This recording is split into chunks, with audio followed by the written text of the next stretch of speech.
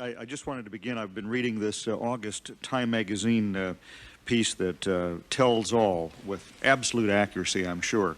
And by way of introducing our two panelists today, they come out very well as enthusiastic supporters of doing something about terrorism. Richard Armitage, the barrel-chested Deputy Secretary of State, Paul Wolfowitz, the scholarly hawk from the Pentagon.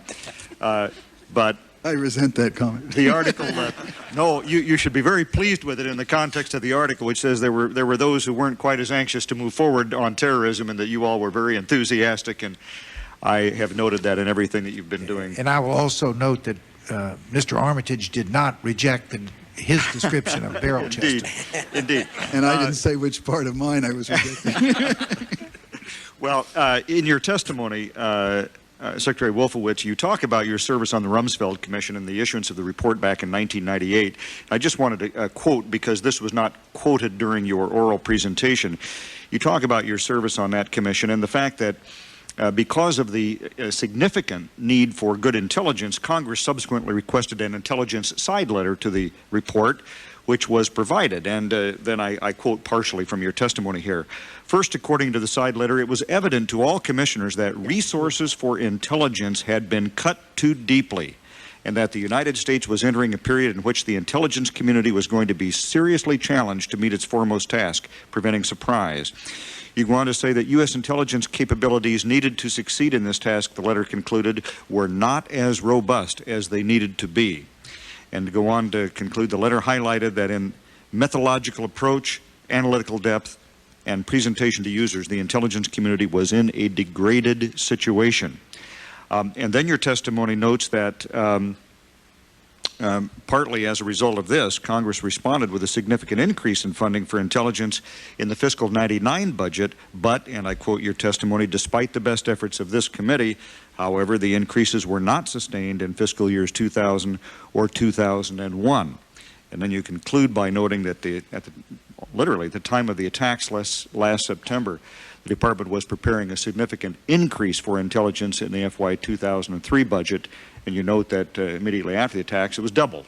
So I take your point, and have been urging for some time, that we focus on the resources part of the problem, that many of the deficiencies that people have been able to point to here can be traced back to a requirement that we compromise some intelligence because of inadequate resource. And my first question to you is, without citing any specifics unless you'd like to and can in an open session, are you aware, generally, in other words, of situations when intelligence compromises had to be made because of inadequate resources?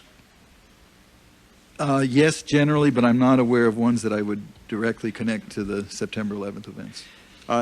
Does it, secondly, make any sense to fix the intelligence budget as a specific arbitrary percentage of the defense budget, given especially the kinds of things you've been trying to do in terms of transition and the increasing requirements for good intelligence as a component of the new kind of war that we fight? I don't think so. I'm reluctant to have arbitrary targets, although it's maybe good to keep them in mind as a kind of benchmark to ask yourself the question.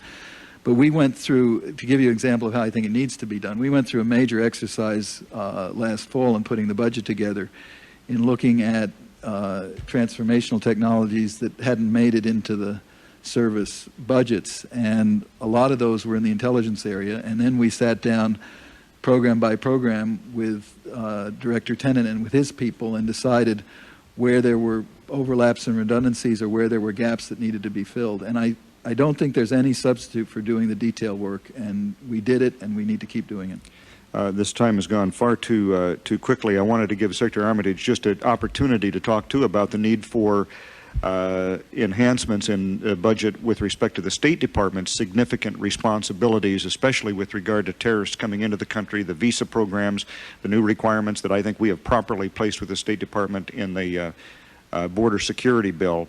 And I guess, therefore, before the yellow light goes off. Before he answers, can I just say I'm supportive? We've, in the first 2 years, I must say the Congress, in relative terms, has been generous to us. The requirements of the Patriot Act and further in the Homeland Security Bill, which we gladly accept, will definitely require more consular affairs officers, more training in consular affairs, which is exactly what you all want. This does not mean, however, that even in the state budget, that other than for planning purposes, I would welcome a fixed percentage of the GMP devoted to the state budget, because it's what you do with the money that's so much more important than some arbitrary number. But for planning purposes, having a general range would be very helpful, I think, for guys who have to make budget decisions. Thank you. Thank you, Mr. Secretary. Thank you, Senator Kyl.